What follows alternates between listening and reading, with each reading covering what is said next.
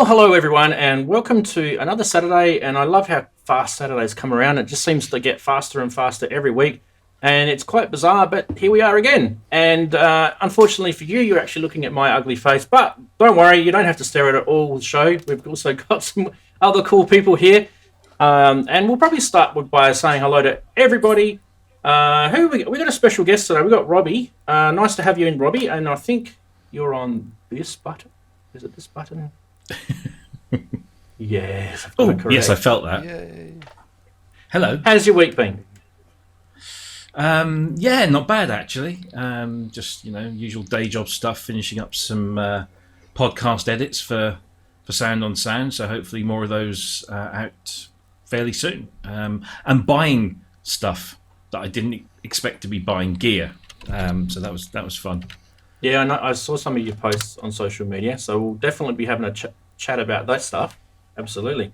And also, Robbie's here as, a semi-regular person, but he's going to help us out with some DX7 questions. So you're happy to field some of those, Robbie, a bit later on?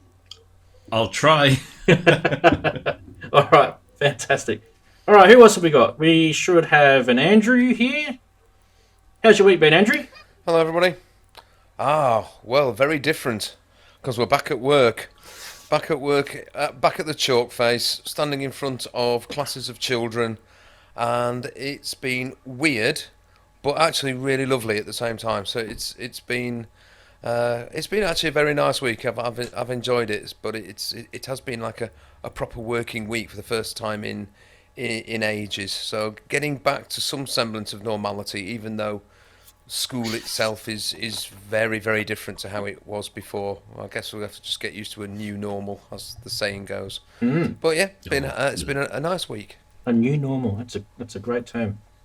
Fantastic. Awesome. Yeah. We're also going to say hello to Darren. It wasn't mine. Somebody else coined that. How you going, Darren? How's your week been?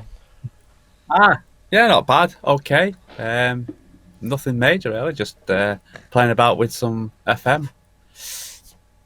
Oh, some FM. Well, it's timely, I think. Point above your head, because that's where the FM is, isn't it? Yeah. Where are we? Yeah, there. There. Too high? Yeah, a bit lower. There. Bit lower. Yeah, there. There it is. Yeah. So we'll probably... I don't know if you've got that connected up. We'll probably have there it is. We'll probably have a listen to that a bit later. Because it's definitely DX-ish. So nobody can complain about that. And obviously, if you're here and you are thinking to yourself, well, I've come here to watch about DX7, we are going to get to it. But I actually want to handcuff you to your chair right now and entrap you with some normal, regular segments that we're going to do. And we'll start off with hopefully something that may make you laugh. Let's roll the stinger for that.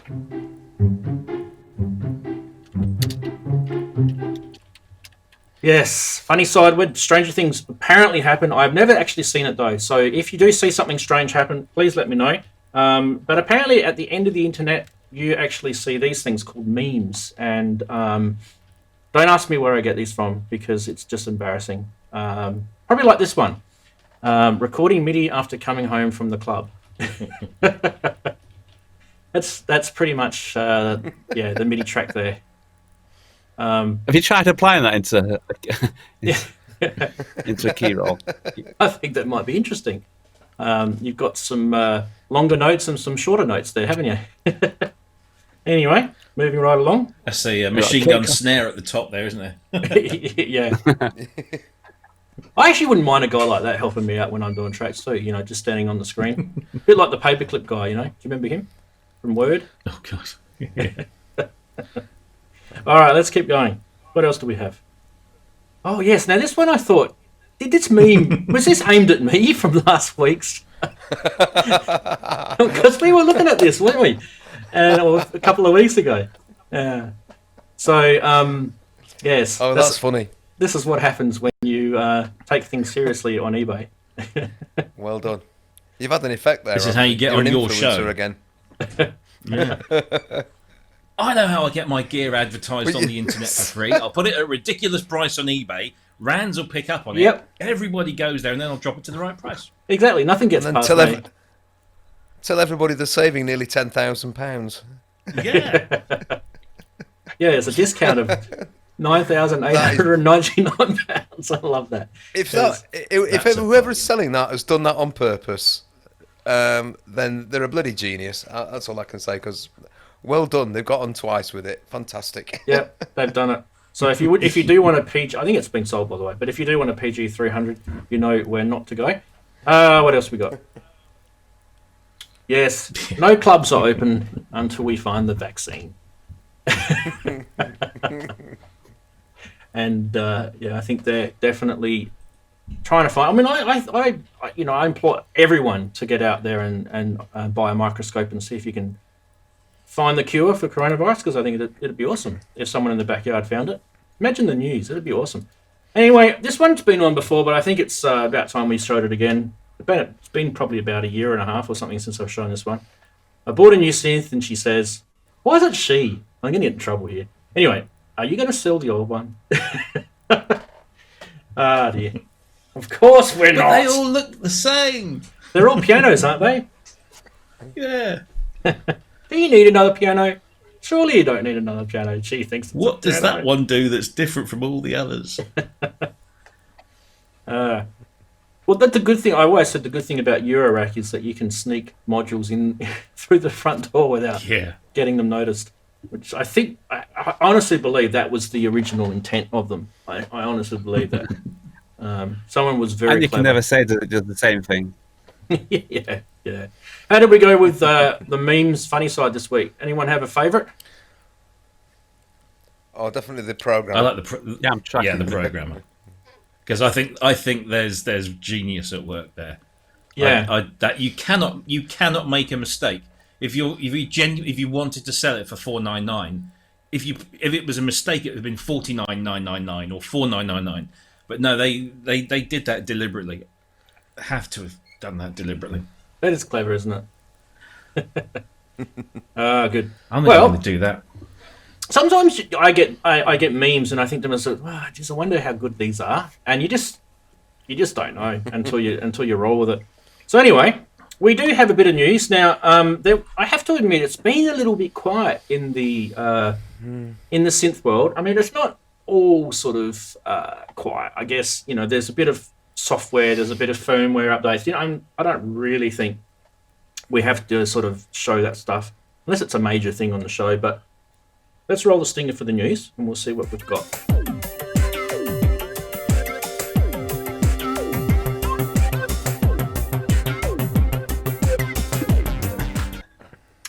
Right, well, we have reached the news, and this one here seems quite interesting to me anyway. I didn't get a massive amount of time to study this, but a company called Xils-labs have brought out this thing called an Elmyra synth, and it's inspired by the Lyra 8. Which I think is anything should be inspired by that. That's amazing, that thing. Now, what I like about this is you can either get this as a DIY project, or you can buy it fully assembled. So that kind of fills the needs of two different types of synth people, I think, which is quite clever. It's also a digital synth, but it's got a gritty, glitchy sort of sound. And I guess they intended it to be a drone box, which is what a lot of media is reporting it to be. It's got 3 touch plates to control 3 oscillators. They can be tuned for chromatic mode for chords as well. There are triangle and square waveforms.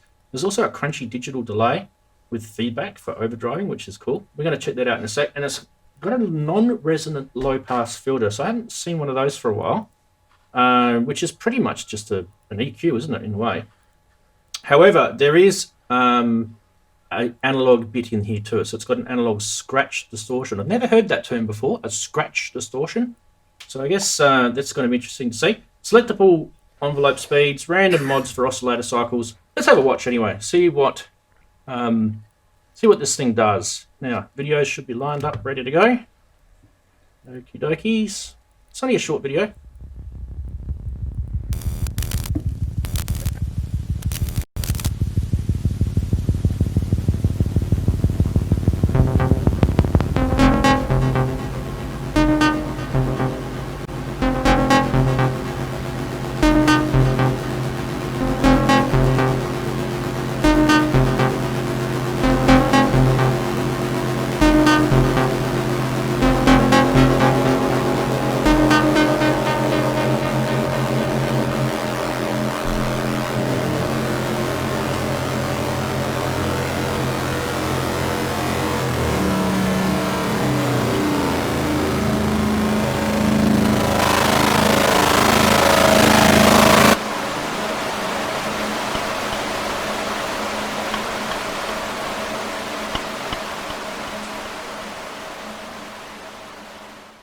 All right, so your eyes were not deceiving you.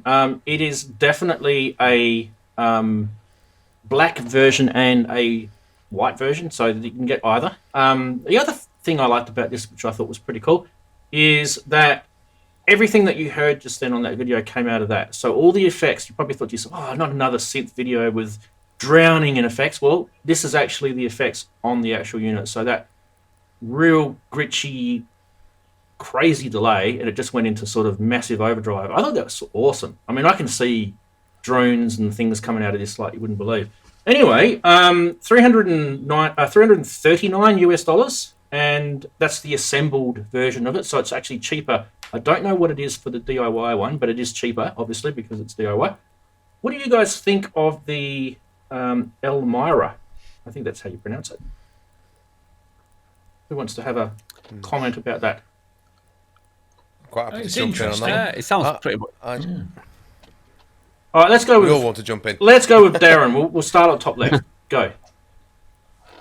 I said, yeah, it looks quite nice and interesting, and it sounds like what I was doing earlier on for the chat tomorrow. That sort of glitchy, sort of very ambienty. Yeah, I like it. Quite nice, and it's what you say, $339. So yeah, so it's not mega money, is it? Yeah, so it's probably looks quite nice as well. Probably under 300 quid for you guys. So yeah, I think I quite like it. Good, awesome. Robbie, we'll go with you next.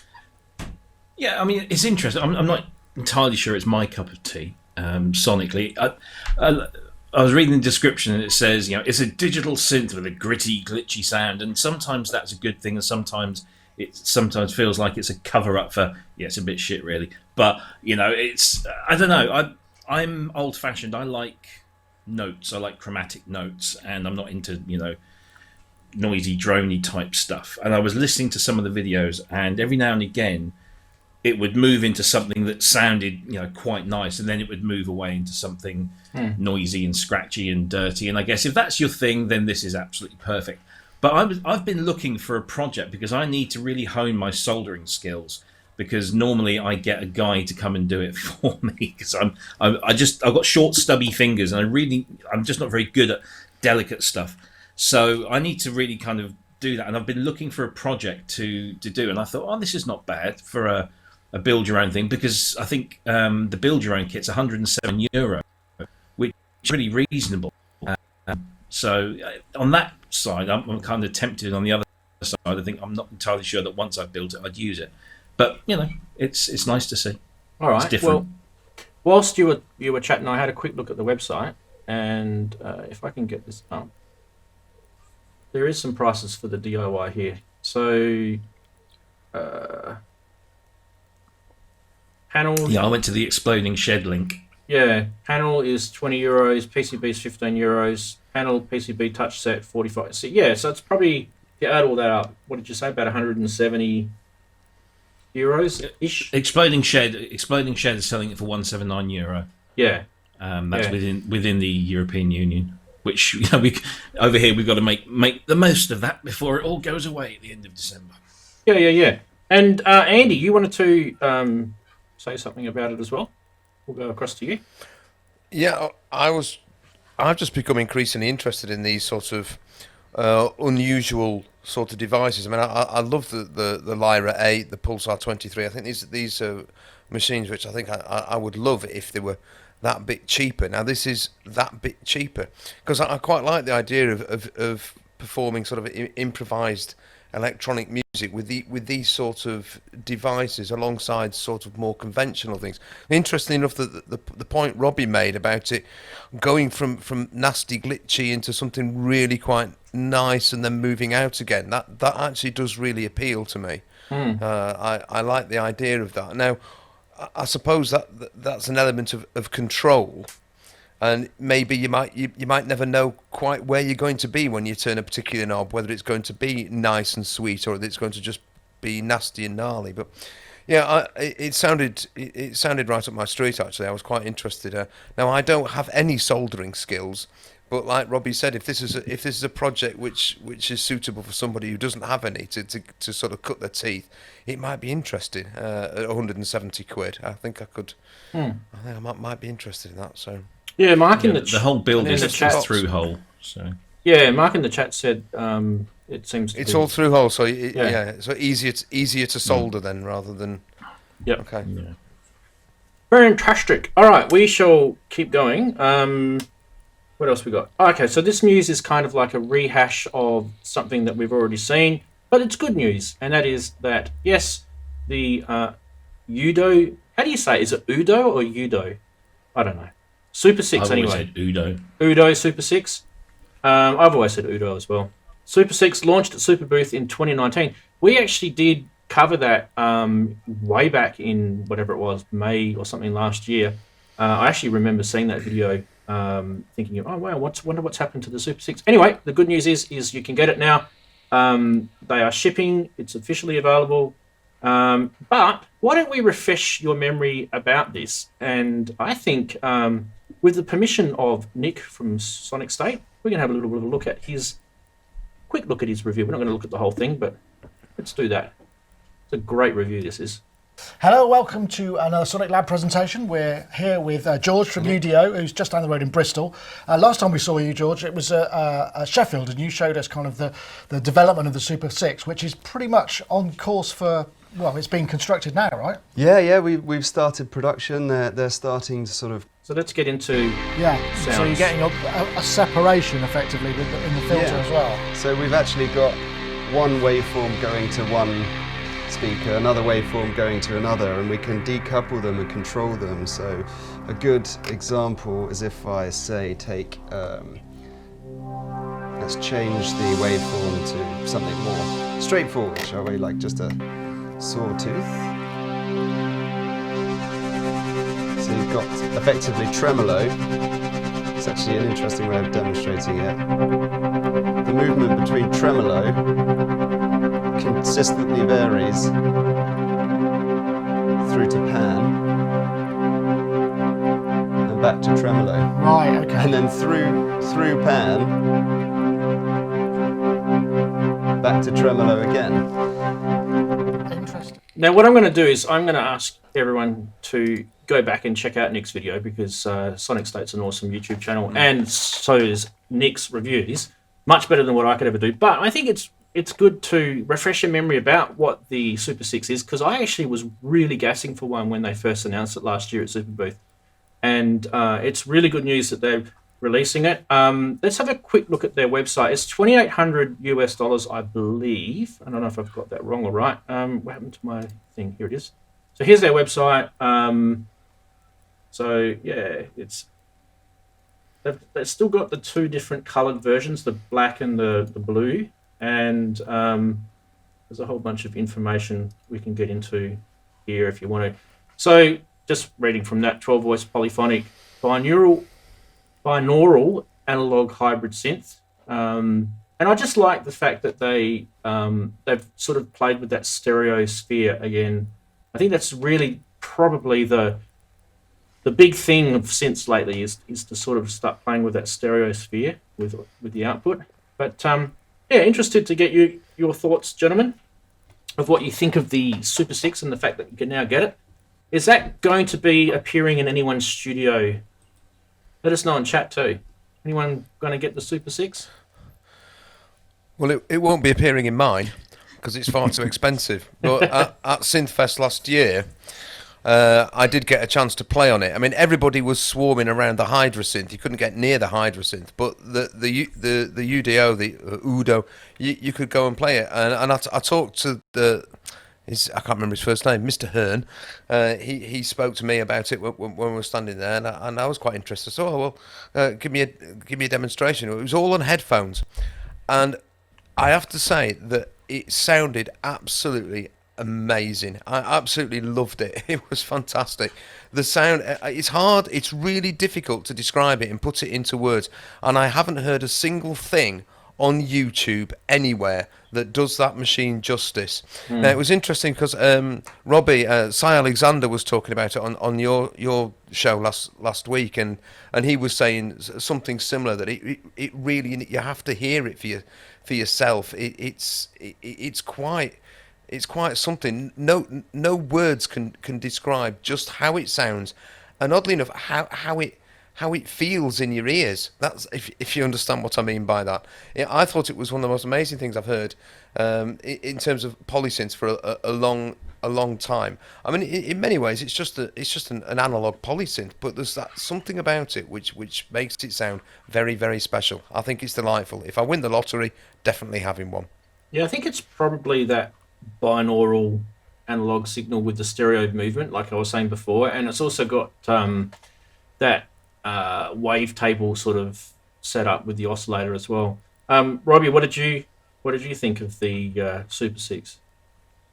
I mean, first of all, I'm just absolutely delighted that it actually came out, because I was getting really worried that somebody had come up with a really, really good synth. Yeah, and indeed. that it wasn't going to actually appear because it was getting delayed. But credit to them, they've done the job, they've got it out, and as Andrew said, it does sound pretty damned incredible. It's out of my price range, really.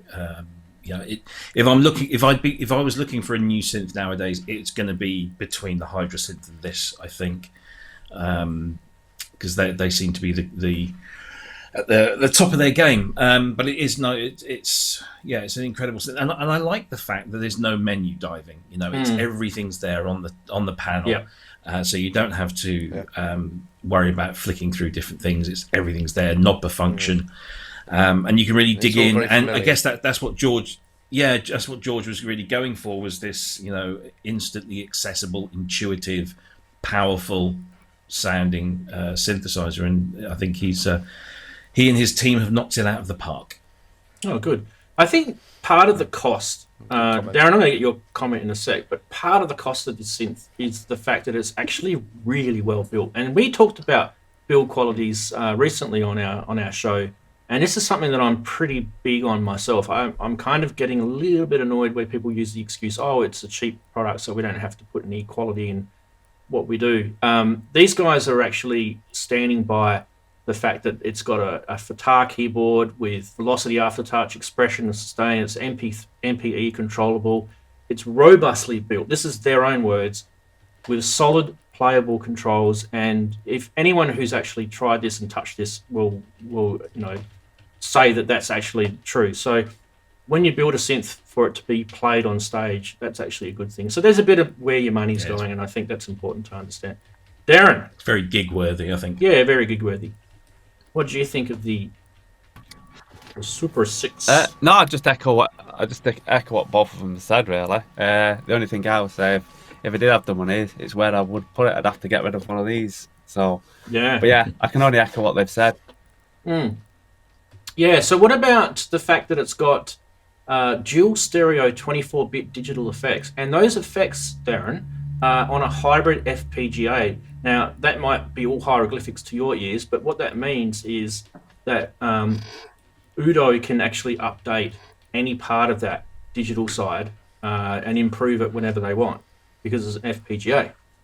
So, and coupled with that, you've got the analog voice architecture. So it is truly a 12-voice analog hybrid synth, isn't it, in that sense? So yeah, it's like I say, it sounds amazing. So beautiful. All right, so guys in the chat, let us know what you think of the Super 6, and tell us if it's on the purchase list or the wish list or whatever you want to call it. We will move on. We have got one more little bit of news, and it's kind of weird, this news, because I actually stumbled across it and no one ever told me, but apparently it was my fault. So I did a video on the Behringer 112 dual VCO module, which you can see pictured next to me there, and I mentioned part of the video that I had a bit of trouble with tuning, and I did this video a little while ago now, and it's apparently the word has started to spread, and lots of people have said, yep, he's right, there's definitely issues with the tuning, and there's a whole bunch of people that have gone out there and talked about how you can fix it. But just to sort of refresh your memory, I think I've got a video lined up for this to see if it works. 1, 2, 3. So this is the video I did, and we're going to go straight to, so we don't have to bore you with. Everyone, today we're going to check out a new Behringer. This is the tuning bit. The thing I've noticed about this is the tracking of the tuning on the key step is not that great. So if you know the key step, it's got the octave lights on plus and minus. At the moment, the lights are off. When you go up, it'll flash the octave plus light. So what I'm going to do is I'm going to go and just check out the tuner on the bottom right-hand corner. And you see it's pretty close to being dead on. If you want, I can get that perfect for you, or perfect-ish. Let's just get this oscillator behaving properly.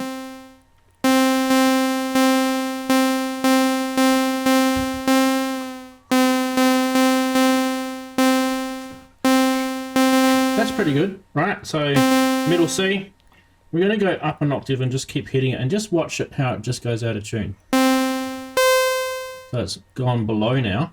So that means it wasn't quite a full voltage happening there. I'd love to actually measure this.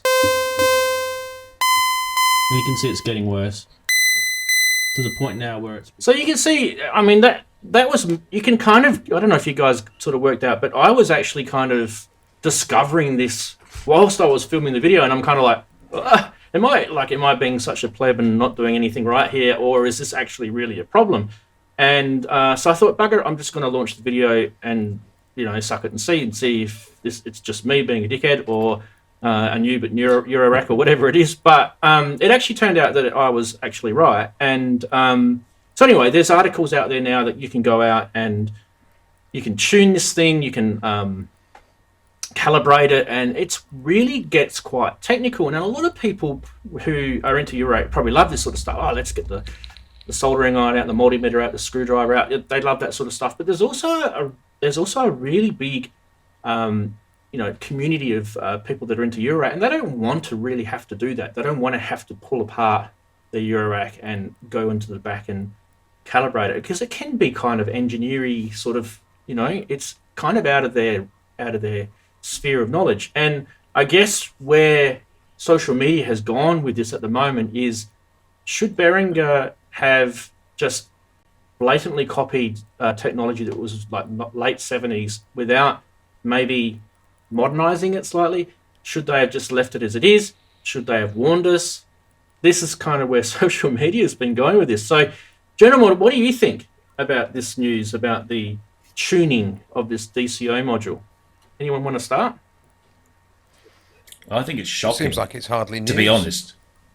Yeah, let's go with Robbie.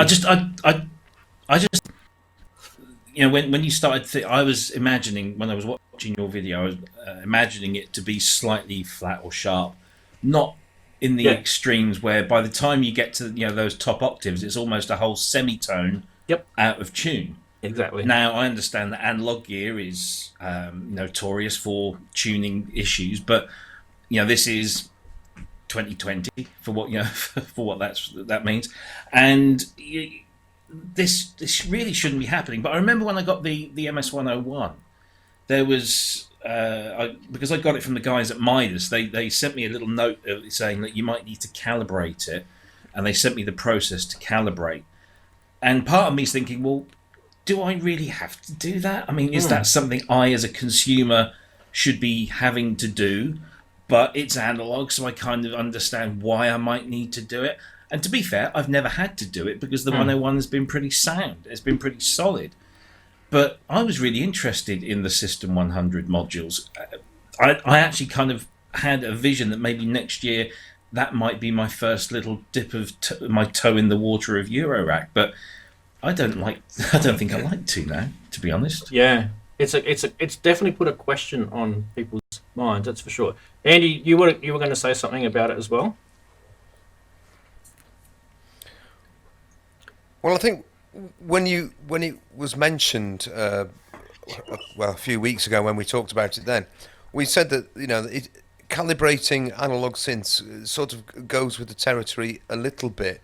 But I remember making a comment like, really, it should come to you out of the box, ready to go. In reality, when it's coming from a company like Behringer, you should be able to just use it. And to have that sort of level of pitch drift is not good. Now, I think they need to look at their own calibration routines in the factory, really, so that they're coming out of the factory as ready to go as they can be. Now, I think we've always got to expect that there's going to be a little bit of tweaking here and there. That sort of goes with the old analog territory, but not to that extent, I don't think. Yeah, and Darren, you've got a fairly good knowledge of Eurorack. How do you feel about if you were to get that module? Tuning. You see, I'd expect to be tuning something analog like that if you'd had it for quite a while, not 6 months down the line or whatever. And I know what Jamie's saying. Tuning, it's just in 2020, you just want it to work. You don't want to be messing about. I understand the analog thing, or at least tell us that the tuning's going to be pretty iffy, and you're probably going to have to tune it. I mean, if you knew about it, then it would be a lot better. I think. But yeah, it's like the SH101 there. I mean, all this time you expect it could need tuning, but not when it's a new product coming. I mean, it's not even that old, is it, really? I mean, how long have you had yours? A month, maybe. Yeah, exactly. You don't expect to be doing a radical tune on that. Yeah. Just out of interest, Darren, have you ever had any tuning problems with the SH101? Has it ever gone out of tune? Oh, it's gone ballistic. It actually needs doing now. It's absolutely all over the place. Oh, right. Yeah. Interesting. It sounds like... in all the time that I owned one, never had any trouble at all. Mine was... The tuning was always very, very stable compared to the Pro 1. That's just... I mean, okay, now we've got another 15 years on it since I owned a Pro 1. So that's 15 years of further degradation on it. So I was just wondering. It was just a curious question.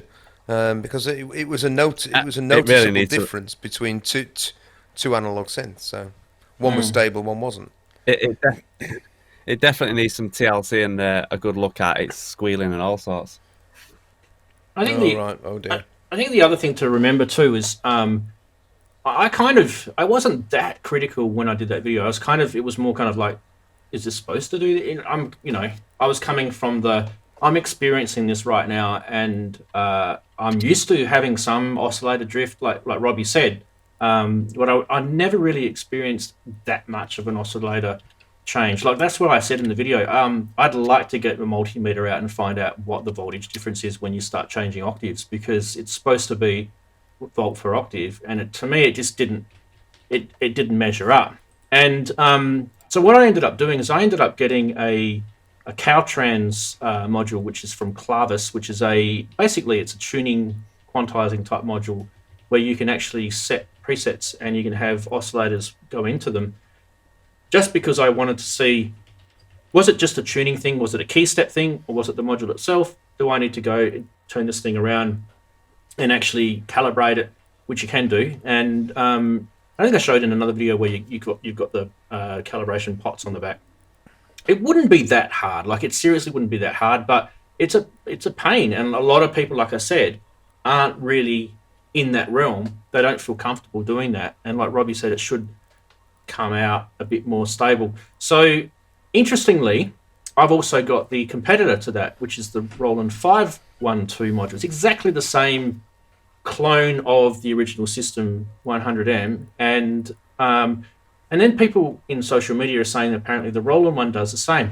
I can tell you that my Roland one does not do the same. It's completely like, I can go up and down at least 3 or 4 octaves in the Roland one. It's no problem at all. That's a Meleco made module. So I just find all of this kind of, it's like a journey of discovery. Do I expect Behringer things to work properly? Probably. I mean, you're paying it's not like a lot of money, but you're paying reasonable money. It's not like I could just drop that sort of money on the street and walk away and let it fly away in the breeze. It's not that sort of money, is it? It's kind of, you expect some sort of quality or some sort of usability out of it. And I think that's where social media have gone with it. So, yeah, I thought it was an interesting topic to bring up. People are going to jump on the whole, it's Behringer, there we go, it's cheap rubbish. Look at it, they've been discovered. They've cut corners and this is rubbish. And so I'm hoping that they'll jump on this. I don't know how they'll fix it for existing users, other than provide them with a recalibration process like they did with the 101. You can go and download a PDF and it tells you how to do it, and you have to have a little bit of knowledge about it. But yeah, I've got one of these IK Multimedia Uno synths, and every time you turn it on, it does a calibration, and then you can do that yourself manually. So why couldn't they just build a little routine into these things? If this is a known issue and it was an issue with the originals, okay, let's put an auto calibrate. So as soon as it power cycles, it does an auto calibrate, and then there's maybe just a little button that you can press to run that routine again if you find it drifting. It's not it's not something that's never been done before. So I don't know. It's put me off. I was really looking forward to that because I've been watching Alex Ball's System 100 videos and thought, if I can get something like that really cheaply in a nice little Euro rack, I'd be quite happy with that. But I'm having second thoughts now. Yeah. Well, the other side of it too is I guess you could you just not get that module, and there are other people that have done System 100 copies, like Frequency Central, for example. They've done one, and apparently that one's got no issues with tuning. So so watch the space with me. Have you got any of the other oscillators? Is there an individual oscillator module? There is Behringer range. There is like a module that's got a single oscillator, a single VCA, and a single filter. It's like one So it's a module. single voice thing, yeah. Yeah, but they hasn't been shipped yet. So apparently it's coming, but let's not hold our breath. We were joking about Behringer stuff coming. I'll get to that in a sec. I actually wanted to kind of answer your point that you said about how will Behringer react to this, and I'll tell you how they react. So Jamie's in the chat, which is good to see him. And so I've put when that thing happened, the next day I jumped on and sent a support ticket into Behringer and said, "Hey guys, can you guys send me the calibration procedure for your VCO, because it obviously is out. Here's my video." And they're like, "Oh, we don't know yet," and gave me a real brush off fluffy answer, which was no good to me. And then probably about 3 or 4 weeks later, Jamie got his module, and he had issues with tuning on his as well, and he sent them the same support request, and they actually sent him the calibration procedure. So, maybe I'm just unlucky. Oh, you hope so. Jamie's better looking than me. I don't know. Yeah. You're in their bad books now, mate. You're in their bad books. Yeah. No, did Jamie send it to you, Rams? Jamie actually went onto my video and commented on there with the actual whole calibration procedure. So it's actually in the comments if you are looking for it. Yeah. Well done, Jamie. Very kind of you. But speaking of Behringer, they actually do know who I am, and they have commented recently that they like my videos. So they're not angry with me. And I'm not rubbishing them or anything. I'm just reporting what I experience. It's I'm not out to get anyone. It's just my experience. And if that means everyone else is having that experience, that means it wasn't just a faulty module that I had. It was actually an issue with everyone's. So that's why we're talking about it now. It's not the first time I've had issues with things, and it's been just mine, and I've sent them back, and no problem. And I'm not here to sort of punish anyone. I think the question that we're asking is, should they have just faithfully recreated it, or should they have maybe looked at some of its shortcomings? Because that's why technology evolves. And there's definitely pros and cons with that question, isn't there? So there'll be people that it will say, no, if it's a faithful recreation, it has to be kind of electronically the same as what Roland brought out in the late 70s. So we expect it to be, bad tuning. But Roland's System 100s weren't. So people have got them, and they've gone onto social media and said, no, this wasn't that bad. So there's definitely it's a fine line, isn't it? Yeah. If there's a character to the item, that the instrument, whatever, that makes it sound special, then yes, if that particular feature or component or circuit wanders off of tune, but it's what makes the thing sound great, then you say, well, I'll take the hit. because that's the thing. But if it's just simply a tuning thing that wasn't present on the original and didn't make it special, this is very much just a voltage thing, or I don't fully understand how these modules work, then that's a bit of an own goal. If this is something that's affecting every user of this module, then that's a big own goal, and they've got to address that in some way. Yeah. Yep. And so watch this space anyway. I will definitely do another video where I'll put the two, like I mentioned before. I've got the 512 from Roland and the 112, and I'll put them next to each other. One thing I did notice, which was kind of weird, was after I put the Behringer module through the Clavis Caltrans tuning module, is it kind of started to behave a bit better. So I don't know whether sending it that voltage irregularity sort of helped the circuitry. I don't know. I really don't know, because surface mount components. Have you tried it with other controllers?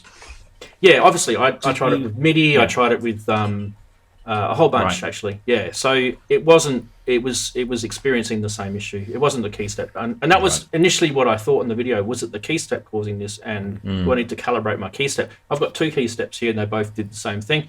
I've got other keyboards here that have got CV, and it was doing that as well. So yeah, it wasn't just that. And obviously, I don't even need to worry about that, because I know now everyone else is saying the same thing. So yeah, no. So in terms of does it behave different? Yeah, you go. So I was just going to ask you, Roger, does it behave? Did you notice any difference from saying being switched on cold and having been left on for a while? Yeah. So the caveat here, Andrew, is that you have to wait at least 30 minutes before you start making any sort of claims that this thing's not out of tune, because it takes about 30 minutes to just warm up properly. And also, I'll probably mention too that even with Eurorack, a module like a System 100M is susceptible to tuning drift. But this is what you guys were saying before, that it will drift a little bit, but not like a huge semitone out. It'll drift slightly out of tune, and that's because you're going to have temperature differences in your Eurorack case, and it's different temperatures ambient in the room. You might be in the cold climate, you might be in a hot climate. You know what I mean? It's going to change that, but after 30 minutes of it letting it warm up, it should be relatively unnoticeable. It's only slight. Do you know what I mean? So we're not talking this sort of stuff. We're talking a major tuning issue here. So yeah, let's move on. Anyway, I think we've killed that. We shall move on to the next segment, which everyone loves, and that is we're going to look at some prices, some scams maybe.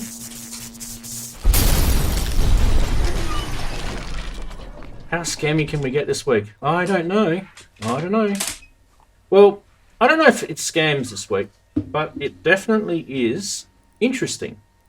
So these are kind of prices that you might think to yourself, wow, what the heck's going on here?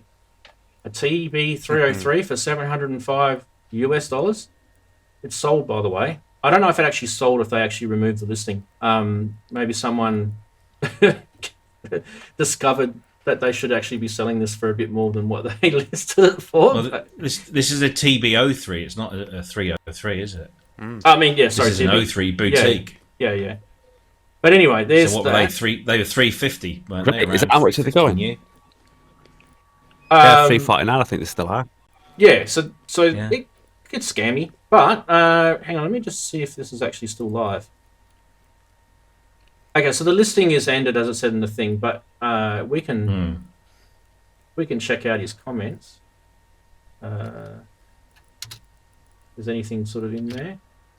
This looks like a sort of. I know that they fairly reputable type eBay, because it's got quite a lot of graphic design and shop. So yeah, I don't know what's going on with that one. Sorry, Robbie. I was going to say that I know that I don't know if all the boutique units were limited runs. I know some you can't get anymore, and therefore the price will go up. But I think the TB03 is still available, so you can pick that up in the shops for $349. Yeah. So it's a bit scammy. So either this guy is trying to convince everyone that it's a 303. Which, if he was trying to do that, he should be asking for 3 or 4 times that price. Yeah. So anyway, we'll see what where that one pans out. Now, what else have we got? We've got one other. Only a couple this week. You'd like this one, Robbie? No, I wouldn't. Not at that price. I thought you'd give Gerard a call. That's my pseudonym. Le Bon Coin. You can get yours from €600. A PSR 4600. And this is all written in French, but yeah. He's kind of It's saying... in a very good state. He's saying this is a rare model that was around 1990. It is 1990s, isn't it? It is kind of probably mid-90s, I guess. I can't actually remember. I haven't looked it up. But yeah, I don't know if you want to spend €600. I don't even think they were that much. I don't even think they were. I think they were like maybe €100 brand new, weren't they, when they came out these things in the 90s? I used to work for a retailer in the 90s, 80s and 90s, and we used to sell a lot of these. And depending, I think the most expensive one was about 350. That was like, I think, the PSS 780 or something. And then these ones, this has got the full size key, so it probably was a little bit more. But yeah, it's no more than a couple of hundred or so. But as Mega Mark D in the chat says, the lovely yellowed keys is aged well. You can just see some middle-aged French bloke sort of hunched over it, smoking his Galois blonde. Shall we faire un offer? Faire un offer. Faire un offer. No, don't go anywhere near it. All those things were minging even when they were new. They were just vile. Don't go anywhere near it. I think Yamaha really pushed that synth, that FM synth chip, didn't they? I reckon they must have. Oh, they must have made a billion of them and thought, how are we going to make this? When are we going to get rid of these chips? We've got a billion of them sitting in the warehouse. And now they're all coming back. Yeah, exactly. All right, now there is €600. some people actually, I don't know why, but some people actually like it when I show my graph, and it's not that one. It is that one. And yes, I have updated it. This is, and notice how reverb has literally just dropped off the planet. Unfortunately, if you're watching this reverb, can you please start putting your sales statistic back down the bottom when you look at your products, because they were actually really helpful. Now, since July, or about 30th of June, they disappeared. Since COVID anyway, so maybe the guy got sacked at Reverb because of COVID. I don't know what's going on, but anyway, we're just going to rely on eBay. But one of the things I've noticed here is there's been a little drop. Look at that. This is the SH101 used prices on eBay. And there's an average of about 3 or 4 units each month. And yes, a little drop there. Look at that. So it's popped under the $1,000 mark. In fact, it's actually heading towards the $800 US mark. Maybe you should have sold yours, Darren, back in where are we looking? September 19. That would have been a good time on eBay. Anyway. Now, one of the things, Robbie, I was going to do was the DX prices, because I made a claim earlier this year that I've noticed the DX prices going up.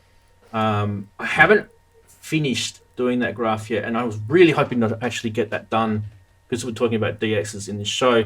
But unfortunately, I didn't have enough data to produce the graph with. It was still quite early in the piece, but rudimentarily, it's definitely going up. It's not like a massive thing, like like buying a CS80 or anything like that. But it's definitely, because DX7's kind of hovered around maybe the $200-300 US for quite a while. It was quite that used price was probably around there for a long time. I think they even went lower than that, maybe 5-6 years ago. Yeah, they did. Yeah. But now I've noticed them starting to come up, and you're seeing sort of $500 to $700 US DX7s now, which is quite considerable. You could say it's doubled, and doubled in price, maybe tripled in some cases. So do you reckon that there'd be a reason for that? What do you think that might be, Robbie? Just in your opinion. I don't know. So some people have actually said to me over the last few months, you've had an effect on these DX prices because you keep talking about them and buying them and stuff. And I do not think I have that much influence. However, I don't know whether it's just a cyclical thing that, now people are kind of getting a little bored of analog, and it's not, there's not so much new inventive analog stuff, so they're looking elsewhere, and it's that age-old thing of, well, we haven't heard FM for 20 years. What does that do? And, oh, look, it does this great stuff, and it sounds completely different, and people are rediscovering a new generation, are rediscovering it. And I think that might be part of it. I think the other part is that you've got manufacturers like Korg, who came out with Volca FM, and because it was a Volca, it benefited from that whole cachet of being part of this range of lovely little, very affordable boxes. And it was able to import DX7 patches, and that in turn opens up a massive library for free, basically, because you can get thousands and thousands of DX patches for you to tinker with. I think also, the fact that you've got some nice plugins nowadays. So you've got the DX7 free plugin, which is great for users, owners of DX7s, because it works as a librarian and an editor as well as a plugin. Yep. You've got Arturia's DX7V as well. There's always been Native Instruments, FM7 and 8. And I think also, Yamaha themselves, a few years back, they brought out the Montage with this FMX engine, and then they broke the FMX engine out and delivered Modi X, which in my opinion is overpriced for what it is in terms of build quality, first and foremost. But that 8-operator FM engine, which was derived from the FS1R from about 21 years ago, is very, very capable. So I think now you're seeing Roland with FM engines in the TR8S, and it seems to just have been rediscovered. And so therefore you're finding people that are saying, well, where did this come from? What were the original FM synths? And they go back, and of course the first thing that Google will throw up for them is the DX. And the DX is also not just because it's a technology that's being rediscovered, but in terms of build quality and the playability. Everyone knows that whether you love or hate the sound of FM, the DX7 keyboard is a lovely, lovely thing to play. If you're a keyboard player, it's a lovely thing to play, and so many people still have them just as controllers. They don't use the sounds, they just use the controllers. So I think there's a whole raft of things that have kind of played into this, but I think most of it is kind of this nostalgic cycle that, people, well, we haven't heard that for 20 years, so we're going to bring it back. And, it happened with analog, it's going to happen with digital. We've got wavetables making a comeback, and DXs and FM synthesis, and, Korg in January, they put the Op6 up on the wall, claimed that nobody knew anything about it, and it was this thing that they were just, putting out there, and I think there's more to it than that. But that'll be interesting to see if that turns into something. But I just think it's a whole bunch of stuff. But yeah, you're right, they are slowly creeping up. Yeah. So it might be a case of, if you do have a DX synth, and it might not be a DX7, it might be a DX something, maybe hold on to it. Robbie, you've got a few behind you. Yeah, make some profit. Yes. They seem to breed. They breed, do they? Awesome. Well, that's why you're here, because I respect a lot of your knowledge on that, and I've got one DX7 and I've got a Volca FM, which is really not, nothing like a DX7. When you look at the awe of this thing, this is a DX7 2. This is the floppy drive edition, and the floppy drive actually still works in this, which I'm actually amazed. Drives. Yeah, it's because they're direct drive and not belt driven. Yes, and notice I've still got the original cartridge as well, which those things are now fetching reasonable prices too. Man, tell me about it. Yeah, weird stuff. So we're gonna check out some sounds and things as well. But as a nice little surprise, also, I thought people have never actually seen the original DX7 user manual, and I've got one right here next to my beer. So this is just a bit of a blast from. This is printed in the 80s, and it's just really such when user manuals were user manuals. This is such a beautiful manual. Seriously, this is so well done. Really is such a good manual. And it teaches you as well as Yeah, I seriously think if you can get your hands on a PDF of this, if you have got a DX7, this actually is a really good starting place to actually, believe it or not, there's an old-fashioned saying, RTFM. In this case, we definitely would recommend that. So, I guess kind of how we wanted to run this now is, let's say it's officially the DX segment. I thought we'd show a little bit of stuff. Robbie, you could talk about your experience with it, and we'll sort of field questions. I don't know how many people have joined us purely to ask questions about the DX7. I coined the phrase demystify the DX, and the whole reason why I said that is because a lot of people tell me that FM synthesis scares them, and I don't think it should. That's kind of my opinion, and maybe it's because a lot of people have, when they go in to describe what FM synthesis is, it might just really go above their head. Maybe they get too engineering with it, too mathematical with it, and start talking about combining sine waves together, and it just sounds like a maths lesson. Do you know what I mean? What we kind of want to try and do is explain it in a musical way to people, and how it really is quite different to analogs or subtractive synthesis. It doesn't have to be analog, digital subtractive synthesis as well, like VAs. How is it different? And jump into your chat if you're watching and you're lurking, because we do have people here.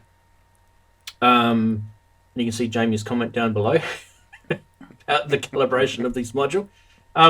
We have, if you don't like YouTube chat, for whatever reason you don't like your name showing or whatever, you can jump onto Discord. Now, the Discord server link is in the description of this video. So just scroll down, click on it if you've got Discord, and jump into the live stream chat channel. You can see that, and it literally is, it'll just pop your comment there. One of the benefits with Discord is if you need to post links, you can do that in Discord, but YouTube won't let you unless you're a moderator. But definitely ask your question. Okay, so what do you want to start, Robbie? What do you want to kind of start with, your experience maybe? Or it's up to you. Yeah, if you want. I mean, it's so I guess I'm of that era. I wouldn't want to cast aspersions on the rest of the panel here, but I'm definitely of that era where I grew up. I did my teenage formative years in the 1980s, right? So music being very important as it is to most teenagers. When you're going through those life experiences, the music you're listening to becomes the soundtrack, and it's forever kind of linked with the feelings and the emotions of what you're going through. And of course, as a teenager in the early 1980s, then pop music, changing from guitars, from punk into analog synthesizers, and then in '83 this thing comes along and it sounds unlike anything else, and all of a sudden a lot of the music I'm listening to contains these sounds, and I'm thinking, well, where's this coming from? And you see it's the DX7.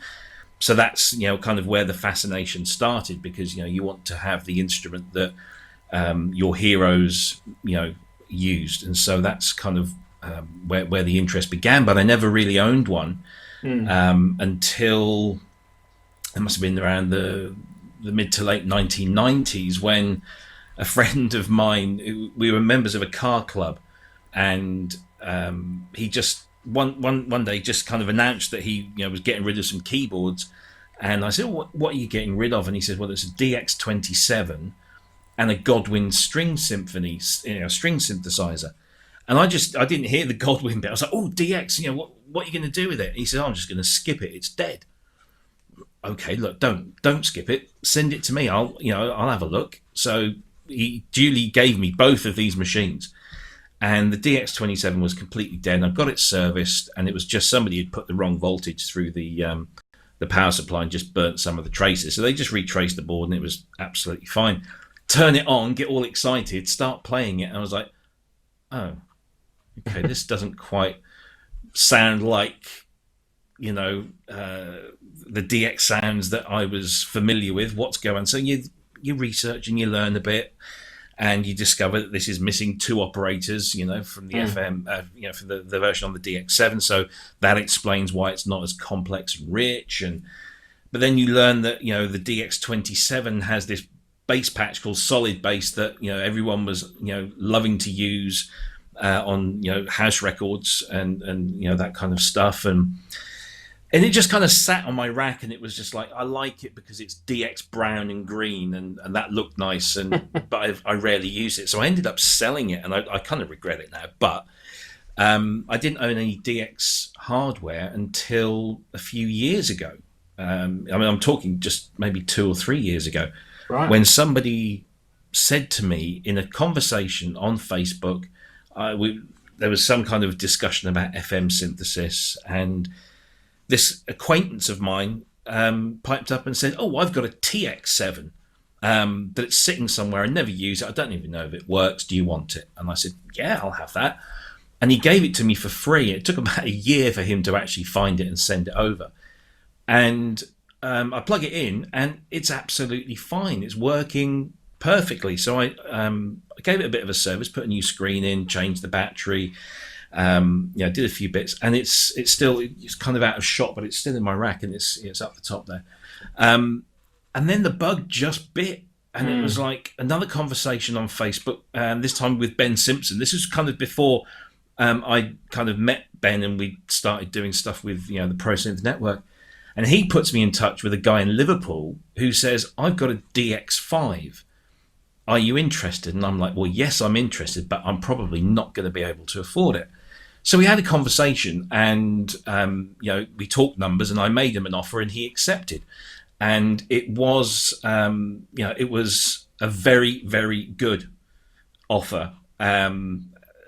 In my view, you know, I came out better, I think, and that's what you see back there. And it's, again, just needs, you know, a few things servicing, and then I just started buying. And so I got DX7 2FD, which is above it. I've got the DX11, which is above that, and then out of shot is an SY22, which Simon Alexander very generously gave to me. There's just over there on top of the Fairlight is a QX5 sequencer. There's MEP4 MIDI effects processor, which is, you know, of that era. And then just this week, literally on Monday, I think it was, a friend of mine who lives about 10 miles away said, "I've got some stuff that you might be interested in." And the very next day he posts a picture of the RX5 and the QX3 and says, "Would you like them?" And I said, "Yes, please." So it's just kind of built from there. And with all my work doing like Fairlight history and doing the seminars and kind of being known for that, I was looking for something new to get my teeth into, and this really grabbed me, because the story of DX, or the X series as it was known, is pretty fascinating. You know, it's what Yamaha did back in 1983. They'd tried them out with the GS1, the GS2. There was also a couple of small ensemble keyboards called the CE20 and the CE25, which, if you can find, are actually really cool little things. And they kind of dabbled in FM, and they got it to a point, and then 83 they dropped the DX7, and all of a sudden they're now releasing synthesizers, sequencers, drum machines, effects processors, multi-track cassette recorders, keyboard speakers, all of these things with this design and brand that made them all, look like they were meant to live together and work together. And you could, as a musician, choose the synthesizers that matched your budget or your requirements. Similarly, you could choose a drum machine, and you could choose a sequencer and maybe a set of speakers or an effects processor, and it all looked like it was meant to go together. And it was like Yamaha had brought their marketing nous from hi-fi, where because back then separate hi-fi was the thing, and everything looked the same. You could build a hi-fi, stacking hi-fi with separates that all looked like they were supposed to be together, and they kind of brought that mentality to it, and that had never been done before, and I don't think it's been done again since. Certainly not at the same level as Yamaha did, and that really interests me. And so at the moment I'm researching for a couple of things to do with that whole X family thing, and it's just fascinating. This whole suite of musical tools that really took MIDI as its core and said, right, what can we do with this? How can we help musicians make great electronic music? And that's what it was. And so, yeah, I've kind of become slightly obsessed. Yeah, well, that's a good little history lesson. I think one of the things that I was always interested in is my probable first ever experience with the synthesizer was a Yamaha DX7. In terms of physical touching one, I mean, obviously I've heard them on music before that, and I knew about them, but that was my first ever touch and feel synth, and my uncle had one, and I still talk to him about it, actually. And and for me, it was kind of, I think it was life-changing, and people would probably laugh at that today, thinking, how could a DX7 be life-changing? Well, this was 1983, and in 1983, you got to think to yourself, what was going on in 1983? Well, the computer that you had at home was probably either a Commodore 64 or maybe some sort of Z80 green screen thing. There wasn't a lot in those days, so the Commodore 64 was absolutely groundbreaking just on its own right. The DX7 was groundbreaking in its own right. So there was a lot of these really, really big sort of technology drops that happened in the early 80s. And and a lot of musicians kind of had a gutful with the analog synths because they weren't reliable, they weren't out of tune, you couldn't store patches. If you did, it was very limited. There wasn't a lot of digital technology back then. And Yamaha brought this synth out that, tried to mimic some of the, the real world sounds like the flute and and it did it better in some cases. Better, and they had the ability to manipulate that sound through FM synthesis. So that's a great sort of segue, because guys, if you've got questions, like Sergio has flagged my name, it's the right way to do it, and you'll see his question here. I'm going to give this one for you, Robbie. 2 operators is easy, but how do you predict the results when you have 3 or more operators stacked? Is it just messing with the parameters?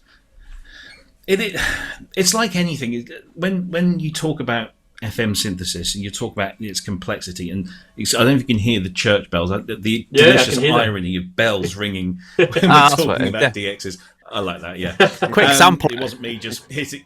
Yeah, it wasn't just me hitting a single note on the DX. So yeah, I mean, you've got this kind of complexity or perceived complexity.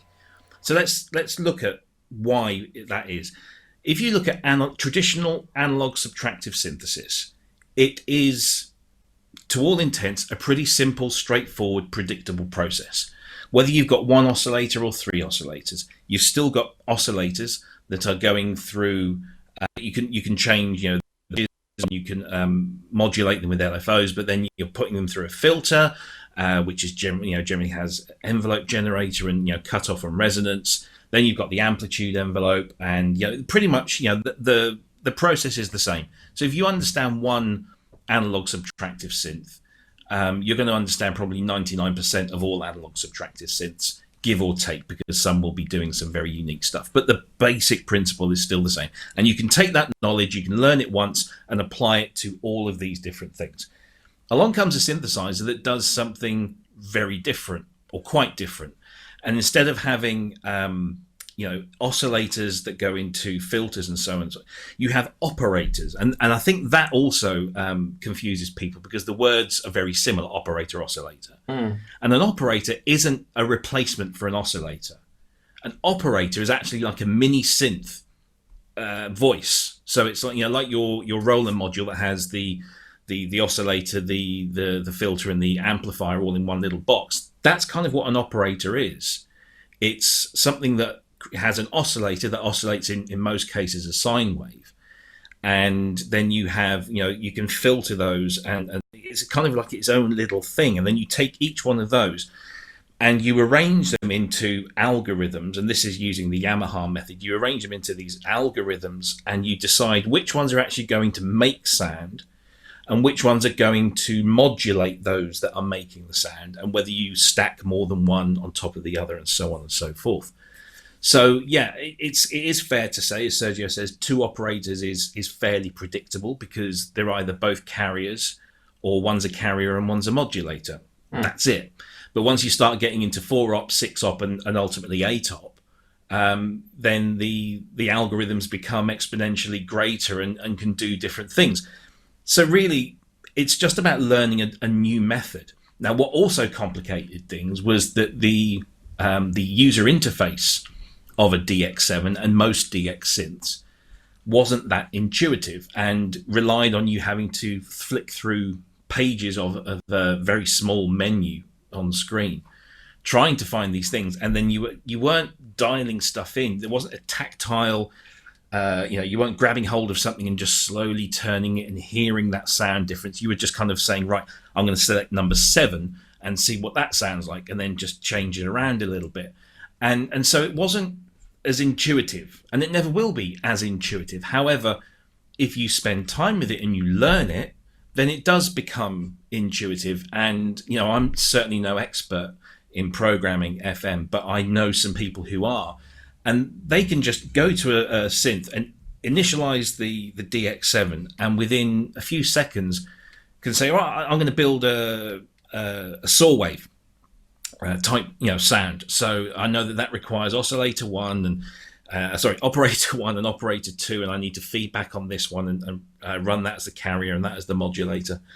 And they get that thing, and they can just do it really quickly, and they know that from there they can then start to make sounds of a particular type. And I guess it's just about learning the process. And it's not particularly intuitive to start with, because especially if you've come from an analog synth background, but practice makes perfect, and you do start. I mean, I'm nowhere near good at programming FM, and of course that's the other thing that the DX brought in, was this whole industry of presets and third-party sound designers. Before then, there was very little, if anything. And now Yamaha come out and say, here's a synth, and you can buy cartridges, or you can use cassette tapes, or in later models, floppy disks. And you can, and now companies were saying, oh, hang on a minute, we've got loads of people saying they hate programming the DX7. We don't actually mind it. We find it quite good. Let's program some sounds and we can make some money. And the industry was born, and it burgeons today. You got people like Jamie who do great stuff and sell it. And I don't think he'd be doing that if it wasn't for what the DX7 brought in, that whole kind of concept of third-party sounds. Yeah. It's it's a friend of mine, Mark Doty, says that the one thing he doesn't like about FM is its unpredictability. He doesn't quite know what to expect when he changes settings.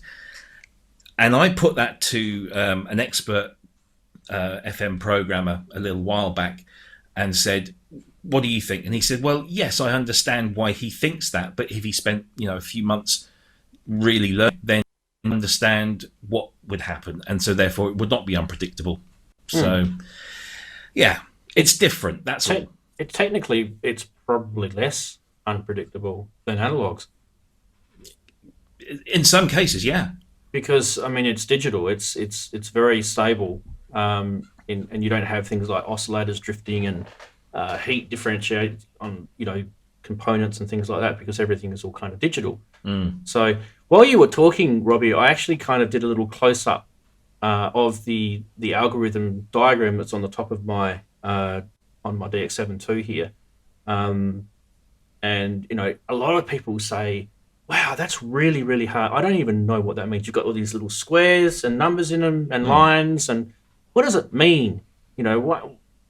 This is just like, what does it all mean? It's like some alien technology come to Earth, and they've taken over the world. They've introduced coronavirus, and they've given us FM synthesis. So, and the good thing about the DX is it's got those algorithms up there. And I guess all you've got to do is you've just got to understand what the flow of those little diagrams mean, don't you? And what you were saying before, it's operator and carrier. And operators generating the sound, carriers, and then you've got modulators. Yeah. So... And you can feed back as well. So so you can bring something back onto itself, or you can have it going through like a linear sort of thing, or you could have it. And like you're saying, the more operators you've got, they're kind of technically like voices, and you could look at it that way.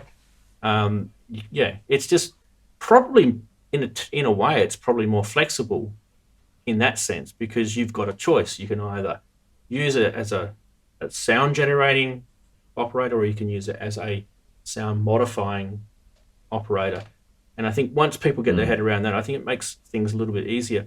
One of the things I liked about the Volca FM and some of the other synths that have come out in more recent time is they've got a little bit more knobs and sliders and stuff that you can muck around with these parameters, and you can start getting under the hood a bit. Whereas with the DX7, it was a bit of menu diving and it was a bit, programmy. Yeah. And I think a lot of that's where it got its kind of, I'll just play the presets. It got a bit of that sort of name for itself, which was good in a way because it left the experts at doing the programming and they made money from that, and it left the players to, play it.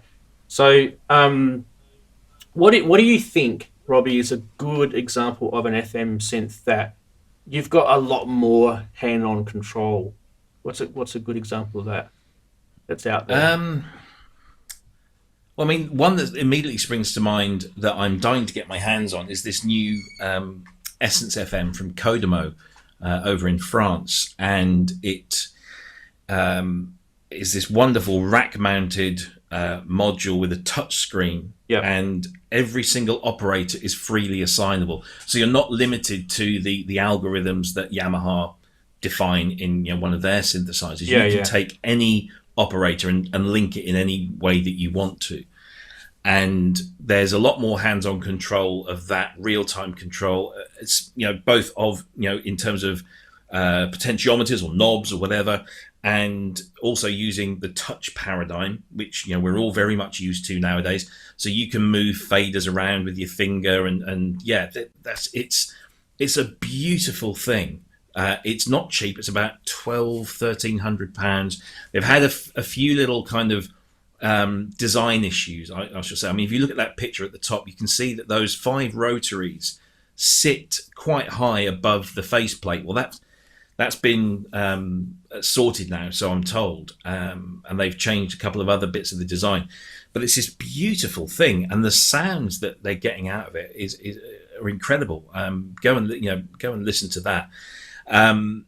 So that's a great way of kind of digging in. And the Volca's cool, for kind of learning those little ins and outs, and looking at Korg's Op 6, if that ever does materialize, that seems to have a much more user-friendly interface. But of course, you can buy controllers.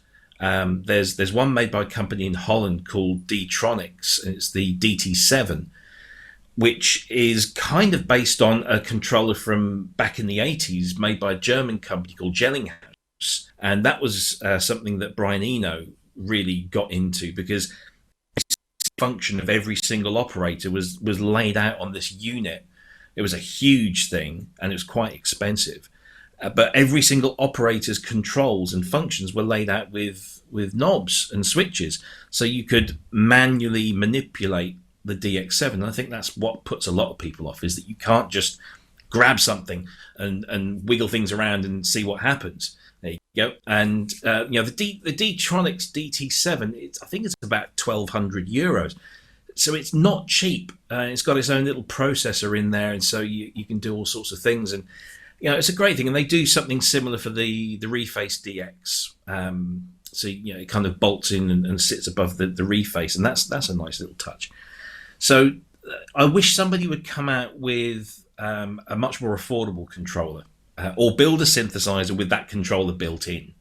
And then I think FM might actually start broadening its horizons. But if you're looking for an older FM synthesizer, or something in the DX range, you're not going to get much that goes. I mean, the DX7, as you've got one. The Mark II FD was the last DX7. And it didn't bring anything else to the game in terms of controllers. I mean, you got these 2 sliders that you could have freely assigned to various things, and so when you're playing sounds, you can actually use the sliders to open up filters or increase the harmonics of something. But I mean, and of course, if you want to really splash out, you can get a DX5 or a DX1, which do have more knobs per function than the DX7 does, particularly the DX1. But the DX1, you're looking at £10,000 to £15,000 if you can find one of the 140 that were made.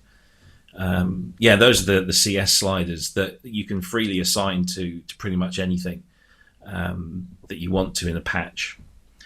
But I mean, it's kind of feast or famine. In the early stuff, you have to invest time and effort. Whereas I really would love to see Korg come out with that Op6 and have it priced at maybe $750, that kind of ballpark. And that could really open things up, particularly if it was back compatible with the DX7.